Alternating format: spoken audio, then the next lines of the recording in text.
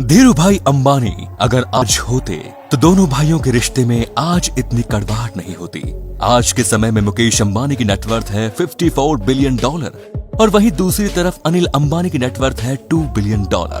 मुकेश अंबानी अभी दुनिया के 10 अमीर व्यक्तियों की लिस्ट में शुमार है और अनिल इस लिस्ट के आसपास भी नहीं है। इन दोनों भाइयों के बीच $52 बिलियन का अंतर है। आज की इस वीडियो में हम यही जानेंगे कि इनकी संपत्ति में इतना बड़ा अंतर कैसे बना। धीरू भाई अंबानी हमारे देश के आज तक के सबसे बड़े बिजनेसमैन में से एक रहे हैं और उन्हीं के जैसे उनके 2 बेटे भी हुए जो बिजनेस और बुद्धि में अपने पिता की तरह ही कुशल थे। दोनों ही बेटों को धीरू भाई ने अपने बिजनेस में शुमार करा और दोनों को ही अपने साथ काम सिखाया।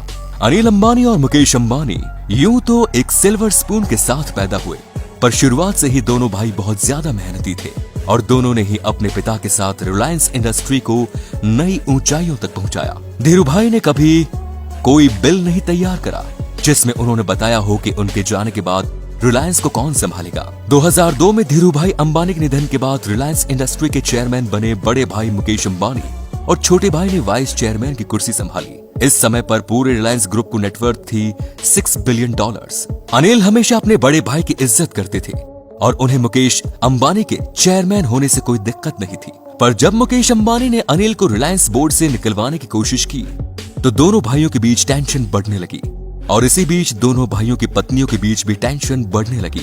इसी के बाद रिलायंस इंडस्ट्री की एनुअल रिपोर्ट आई जिसमें धीरू भाई और मुकेश अंबानी का नाम था लेकिन अनिल अंबानी का नाम नहीं था। इसी के बाद दोनों भाइयों के बीच टेंशन और बढ़ने लगी। एक समय पर अंबानी भाइयों को कॉर्पोरेट सेक्टर के राम लक्ष्मण के नाम से बुलाया जाता था, पर अब भाइयों के बीच अब बंटवारे को लेकर टेंशन जरूर है। अनिल अंबानी ने कभी मुकेश के चेयरमैन होने पर कभी आपत्ति नहीं जताई, बल्कि अपने लिए कंपनी में एक कंफर्टेबल हिस्से की मांग करी। फिर 2005 में उनके बीच के इस विवाद को शांत किया उनकी मां कोकिलाबेन अंबानी ने। उन्होंने 99,000 करोड़ के इस एम्पायर को 2 हिस्सों में इस तरह से बांटा कि मुकेश के हिस्से में आया Reliance industry and IPCL, petrochemical oil and gas exploration, refining और टेक्सटाइल। वहीं दूसरी ओर अनिल के हिस्से में आए रिलायंस इंफोकॉम, रिलायंस एनर्जी और रिलायंस कैपिटल। दोनों भाइयों के बीच बंटवारा बराबर हुआ। अनिल के अंडर रिलायंस इंफोकॉम आने के कारण मुकेश अंबानी को इंफोकॉम के सेक्टर में काम करना छोड़ना पड़ा और इसी बीच उनके बीच एक नॉन कंप्लीट कॉज कॉन्ट्रैक्ट हुआ जिसे कि वो 2010 तक एक दूसरे के खिलाफ खुद की कोई कंपनी शुरू नहीं कर सकते थे। मुकेश अंबानी चाहते हुए भी मोबाइल के बिजनेस में काम नहीं कर सकते थे।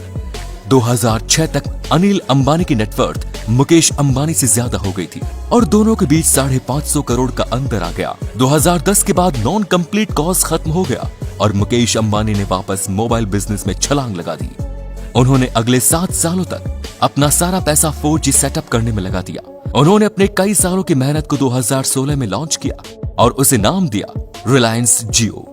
इसको रिलीज होते ही जियो सिम की भरमार पूरे देश में हो गई और एक आम इंडियन कस्टमर इससे ज्यादा खुश था। जियो ने अपने कॉम्पिटिटर को बहुत कड़ा समय दिखाया। वहीं दूसरी ओर अनिल अंबानी की इन्वेस्टमेंट ने उन्हें ज्यादा खास रिटर्न नहीं दिए। बहरहाल अनिल अंबानी ने भी अपने पैसे को नेवल और डिफेंस सेक्टर में इन्वेस्ट किया हुआ है और उन्हीं के रिलायंस मैन्युफैक्चरर ने मुंबई की पहली मेट्रो लाइन को स्थापित किया। आज दोनों भाइयों के नेटवर्थ के बीच करीब $52 बिलियन का अंतर है। दोनों ही भाइयों के पास आने वाले भारत के लिए बहुत अच्छे प्लान्स हैं और हम उम्मीद करते हैं कि दोनों भाई अपने बिजनेस में खूब तरक्की करें क्योंकि डायरेक्टली या इनडायरेक्टली उससे हमारे देश की इकोनॉमी को ही फायदा होगा।